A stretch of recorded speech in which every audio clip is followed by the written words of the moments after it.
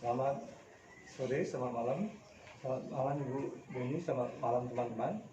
Saya dari kelompok 6 mempresentasikan masalah dari akuntansi internasional yang berjudul analisis laporan keuangan internasional kooperatif. Akan dikenalkan, saya Arya nomor 9. Saya Pramirya nomor 18. Saya Leti Krisna Dewi nomor asa 38. Oke, untuk yang pertama akan dimulai dengan teman saya, Nana. Baik, untuk presentasi yang pertama, di sini ada analisis laporan keuangan internasional kooperatif, di mana analisis laporan keuangan tersebut merupakan proses yang penuh pertimbangan dalam rangka membantu mengevaluasi posisi keuangan dan hasil operasi perusahaan pada masa sekarang dan masa lalu, dengan tujuan untuk menentukan estimasi dan prediksi yang paling mungkin mengenai kondisi dan kinerja perusahaan pada masa yang mendatang. Analisa rasio keuangan adalah perbandingan antara dua kelompok atau data laporan keuangan dalam satu periode tertentu. Data tersebut bisa antar data dari neraca dan data laporan laba rugi. Tujuannya adalah memberi gambaran kelemahan dan kemampuan finansial perusahaan dari tahun ke tahun. Jenis-jenis analisa rasio keuangan di sini ada 3. Yang pertama, 1. Rasio likuiditas. Rasio ini berguna untuk mengatur kemampuan perusahaan untuk memenuhi kewajiban jangka pendeknya. Rasio likuiditas ini memiliki ada 3 yang digunakan, yaitu yang pertama current ratio, yang kedua asset test ratio, dan cash position ratio. Yang kedua, rasio solvabilitas. Rasio ini berguna untuk mengukur kemampuan perusahaan untuk memenuhi seluruh kewajibannya, yaitu antara lain hutang jangka pendek dan hutang jangka panjang. Ada 4 rasio solvabilitas yang digunakan, yaitu yang pertama total debt to equity ratio, yang kedua total debt to total asset ratio, yang ketiga long term debt to equity, yang keempat long term debt to total asset. Yang ketiga, rasio profitabilitas. Rasio ini berguna untuk mengukur kemampuan perusahaan untuk menghasilkan laba dalam suatu periode tertentu.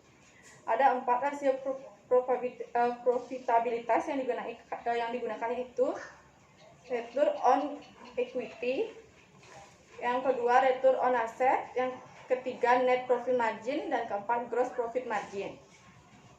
Selanjutnya, peluang dan tantangan dalam analisis lintas batas. Analisis keuangan lintas batas mencakup berbagai wilayah yurisdiksi. Sejumlah negara memiliki perbedaan yang sangat besar dalam praktik akuntansi, kualitas pengungkapan, sistem hukum dan undang-undang, sifat dan ruang lingkup risiko usaha, dan cara untuk menjalankan usaha. Selanjutnya, kerangka dasar analisis usaha. Palepu, Bernard, dan Haley membuat suatu kerangka dasar yang bermanfaat untuk analisis dan penilaian usaha dengan menggunakan data laporan keuangan. Kerangka dasar tersebut terdiri dari 4 tahap analisis. Yang pertama, analisis strategi usaha, yang kedua analisis akuntansi, yang ketiga analisis keuangan, dan keempat analisis prospektif.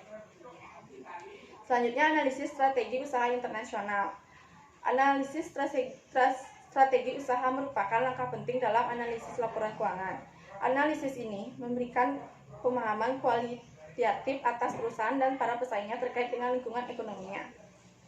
Selanjutnya, analisis akuntansi. Tujuan analisis akuntansi adalah untuk menganalisis sejauh mana hasil yang dilaporkan perusahaan mencerminkan realita ekonomi. Para analisis perlu untuk mengevaluasi kebijakan dan estimasi akuntansi serta menganalisis sifat dan ruang lingkup fleksibilitas akuntansi suatu perusahaan.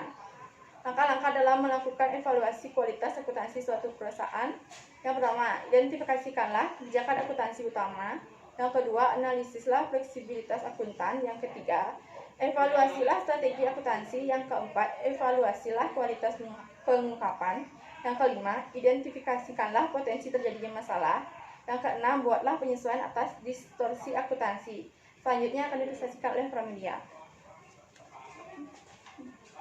Analisis laporan keuangan internasional (LKI) diperlukan karena adanya kecenderungan meningkatnya investasi internasional dan dilakukan dengan maksud agar data keuangan dapat dibandingkan. Sumber informasi untuk analisis laporan keuangan internasional adalah laporan keuangan, jadwal pendukung serta catatan atas laporan keuangan, latar belakang kekayaan perusahaan dan pengungkapannya. Teknik-teknik analisis keuangan internasional yang telah dipakai adalah yang pertama analisa tren, yang kedua analisa rasio. Analisa tren membandingkan item-item data secara periodik selama 2 tahun atau lebih seperti tren laba, debit rating, perubahan revenue, pertumbuhan geometri. Yang kedua analisa rasio, membandingkan item satu dengan item yang lain, laporan keuangan dengan tujuan memperoleh pemahaman yang sama tentang profitabilitas perusahaan, leverage, likuiditas, dan efisiensi.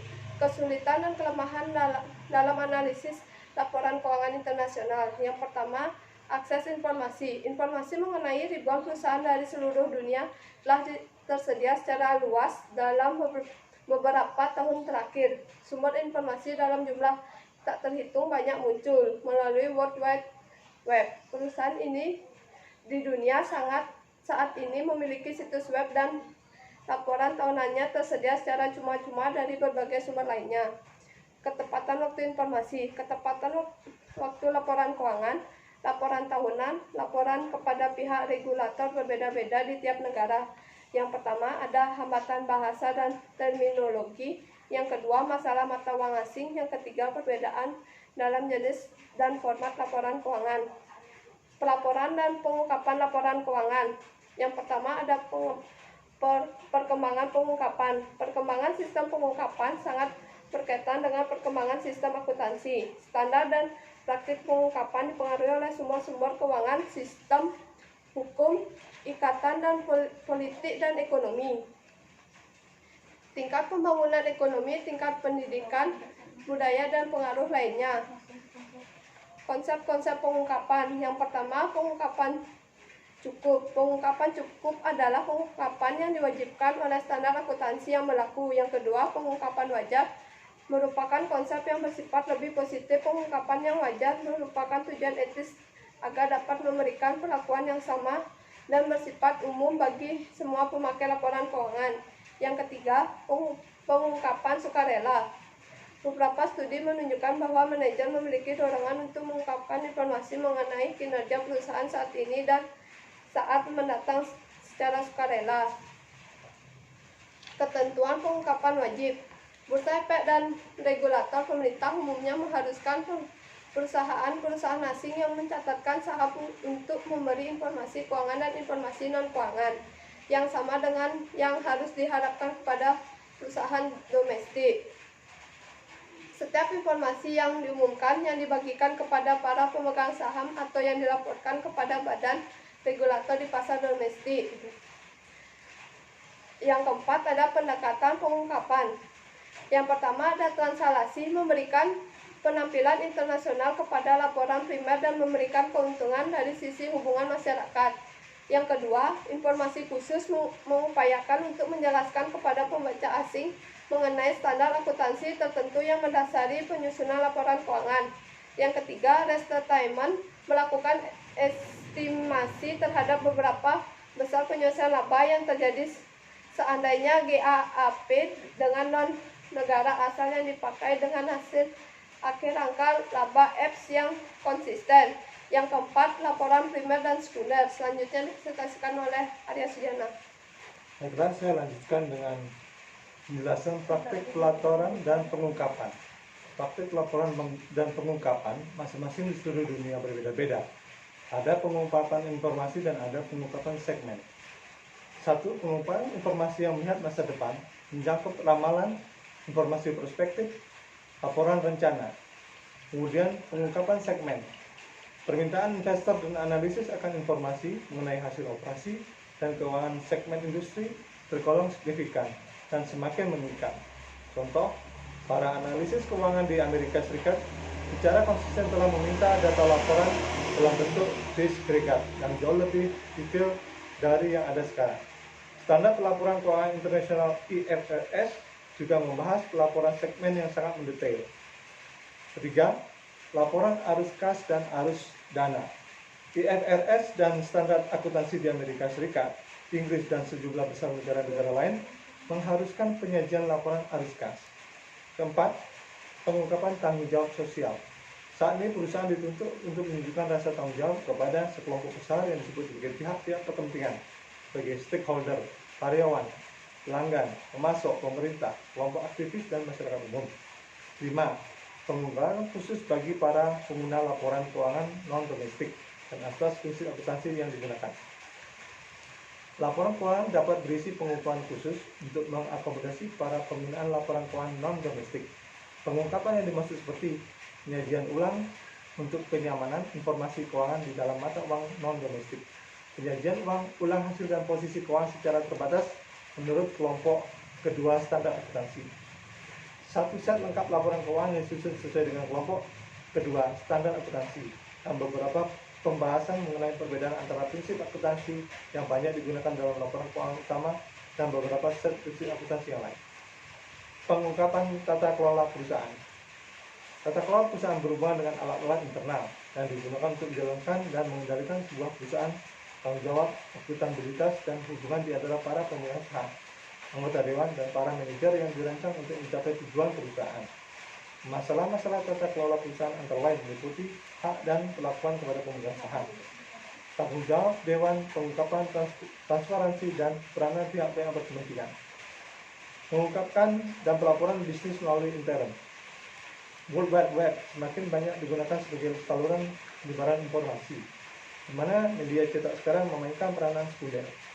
Bahasa pelaporan usaha, Extensible Business Reporting Language (XBRL), merupakan tahap awal revolusi pelaporan keuangan.